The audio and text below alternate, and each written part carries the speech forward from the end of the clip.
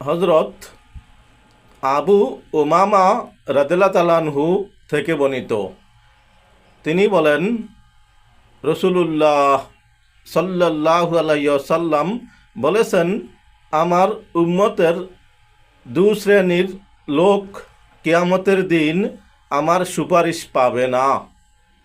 Number 1, জালিম ও অন্যায়কারী নেতা, এবং নাম্বার 2, প্রত্যেক চরমপন্থী ধর্মদ্রোহী ব্যক্তি।